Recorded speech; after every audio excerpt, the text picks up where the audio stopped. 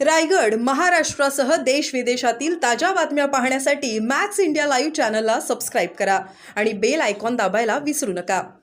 पक्ष केला आहे काय सांगेल? आम्ही परवाच्या दिवशी एकनाथ शिंदे साहेब यांच्या नेतृत्वाखाली आमदार प्रकाशदादा सुर्वे यांच्या नेतृत्वाखाली मूळ शिवसेनेत प्रवेश केलेला आहे.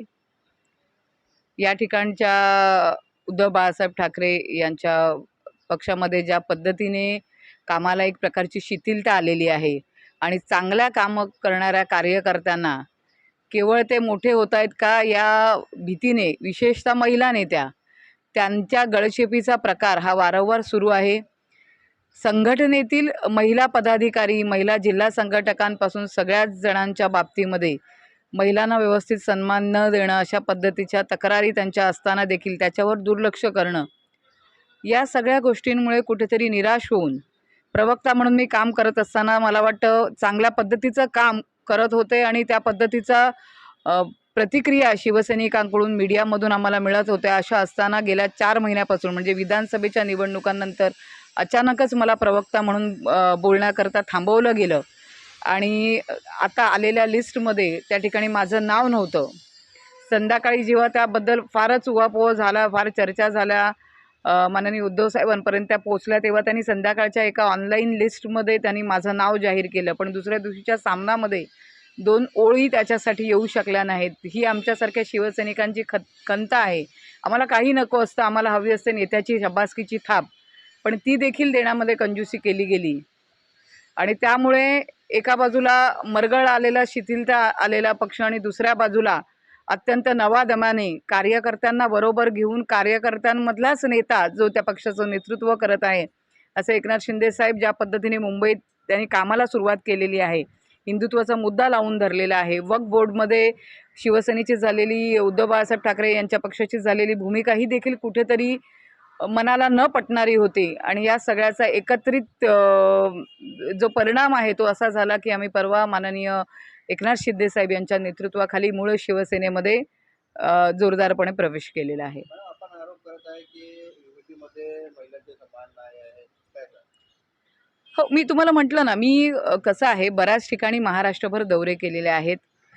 नांदेड असेल, जालना असेल, परभणी असेल, हिंगोली असेल, नागपूरमधल्या बऱ्याचशा भागामध्ये असेल, कोल्हापूर आहे, सोलापूर आहे, धाराशिव आहे, या सगळ्या भागांमध्ये फिरत असताना महिलांच्या बऱ्याच तक्रारी होत्या की आमच्याकडे दुर्लक्ष होतं. आम्हाला पक्षातील कार्यक्रमांमध्ये सन्मान देण्यापासून त्यांची सुरुवात होते, ते वेगवेगळ्या कार्यक्रमाचं नियोजन करण्यापासून सगळ्यामध्ये त्यांना केवळ इलेक्शनपुरतं त्यांना उपयोगात आणायचं आणि त्यानंतर त्यांना बाजूला काढून ठेवायचं, अशा पद्धतीचं काम पुरुष पदाधिकाऱ्यांकडून होताना दिसतं. त्याची कुठेतरी खंत महिलांनी वारंवार व्यक्त केली, पण पक्षाला या संदर्भातल्या तोंडी आणि लेखी गोष्टी कल्पना देऊन देखील त्यामध्ये काही विशेष सुधारणा झालेली दिसली नाही. त्यामुळे आपण बघाल आताही आणि भविष्यात देखील बऱ्याच महिला पदाधिकारी जिल्हा लेवलवरच्या, ग्रामीण पातळीवरच्या या देखील पक्ष सोडून जाताना दिसतील. आपण बीजेपीमध्ये पण जाऊ शकतात, पण का शिवसेना का नाही? बघा, माझा पूर्ण प्रवास जो आहे तो शिवसेना म्हणजे शिवसेनेतच राजसाहेब ठाकरे यांच्याबरोबर मी काम केलेलं आहे, त्यानंतर शिवसेनेत, त्यामुळे शिवसेनेच्या मुशीमध्ये वावरलेले आम्ही कार्यकर्ते आहोत. आम्हाला बीजेपीतले कार्यकर्तेही नवीन असले असते, तिथली कार्यपद्धतीही नवीन असली असती, पण ही मूळ शिवसेना आहे. इथे गेल्यानंतर ते देखील आपलंच घर आहे, कारण तिथे जे सगळे लोक आहेत हे आमच्याच शिवसेनेतले होते आणि त्याच्यामुळे शिवसेना परिवारातलेच लोकांबरोबर आपण पुन्हा एकदा सामील व्हावं आणि त्याच ढाच्यामध्ये काम करावं, ह्या प्रामाणिक हेतूने आम्ही शिवसेनेतच प्रवेश केलेला आहे. शिंदे साहेबांनी काय आश्वासन दिले आहे? शिंदे साहेब सगळ्यात महत्त्वाचं तर त्यांना कॉमन मॅन किंवा डेडिकेटेड कॉमन मॅन का म्हटलं जातं ह्याची चुणूक आम्हाला अवघ्या 10 मिनिटात मिळाली. अत्यंत चांगल्या पद्धतीने कनेक्ट करणारा आपल्या बरोबरचा एक नेता, एक सामान्य माणूस आपल्याशी बोलतोय अशी चर्चा करताना जाणीव झाली, ज्याला समाजाची फार कणीव आहे आणि काहीतरी चांगलं करायचं आहे. बाळासाहेबांचे विचार, धर्मवीर आनंद दिघेंचे विचार कशा पद्धतीने ते घेऊन जाणार आहेत याची जणू काही त्यांनी त्यांच्या अर्ध्या तासाच्या त्या संभाषणामध्ये त्याची चुणूक त्यांनी दाखवली आणि अत्यंत स्वतःला समर्पित करून आज मुंबई आणि महाराष्ट्रासाठी ते काम करत आहेत. आणि त्यांनी आश्वस्त केलेलं आहे की जुन्या ज्या काही गोष्टी झाल्या असतील या आपण सोडून दिल्या पाहिजेत आणि त्या सोडून देऊन तुमच्यासारखे कुशल संघटक असलेले मी असेन, संजयजी घाडी असतील, त्यांनाही ते अत्यंत चांगल्या प्रकारे त्यांच्या कार्यपद्धतीला ते ओळखून आहेत. तर मला आता विधानसभेच्या निवडणुकीनंतर माझी प्रमुख कार्य आहे संघटना बांधणी, आणि याकरता मला तुमच्यासारख्या संघटना बांधणीत कार्यकुशल असणाऱ्या लोकांची मला अत्यंत गरज आहे. आणि आपण बिनधास्त कामाला लागावं. मी समर्थपणे तुमच्या पाठीशी उभा आहे, असं त्यांनी आम्हाला आश्वासित केलेलं आहे. शिवसेना युबीटीचे भविष्य काय आहे?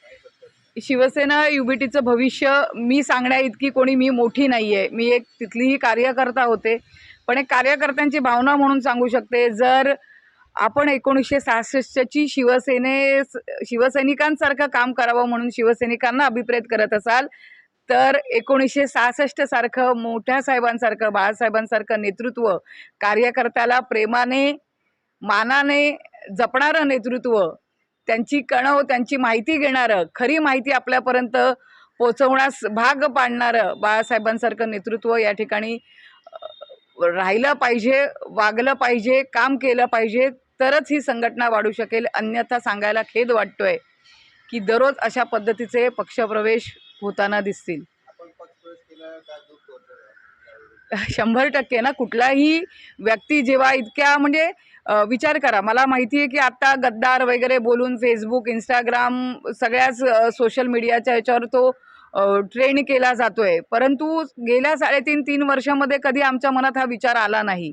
किंबहुना माझे जेवढे व्हिडिओज फिरवले जात आहेत, मी त्याच शिवसैनिकांना सांगीन की हे तुम्हीच फिरवत असलेले व्हिडिओ हे माझं काम आहे. मी केलंय हे काम 3.5 वर्षामध्ये, बिनधास्तपणे केलंय आणि पक्षासाठी केलंय. पण असं केल्यानंतर देखील जर पक्ष नेतृत्वाकडून अविश्वासाचं वागणूक जर आपल्याला मिळत असेल, तर आमचा निर्णय कुठे चुकला हा प्रश्न मला शिवसैनिकांना विचारायचा आहे.